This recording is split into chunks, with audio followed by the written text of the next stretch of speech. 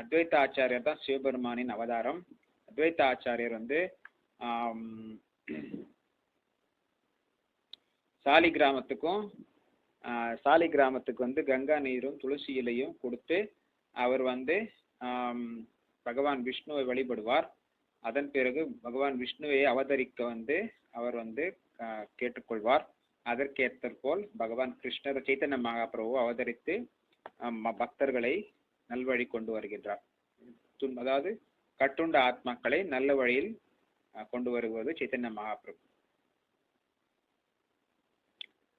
So இந்த உலகத்தை பார்த்தீங்கன்னா எப்போது ஏதாவது நடந்துட்டு தான் இருக்கும். விபத்துகள் நடக்கும், வியாதிகள் வரும். இப்போ கொரோனா வைரஸ் வந்திருக்கு. ஸோ இந்த மாதிரி பல்வேறு சொற்று நோய்கள் வருது, பஞ்சம் வருது, மிகப்பெரிய நெருங்கிய உறவினர் மரணம், அதெல்லாம் நடந்துட்டு தான் இருக்கும். அவங்க வந்து பக்தி யோகத்தில் அவங்க வந்து அவங்க கடமையை செஞ்சுட்டே போவாங்க.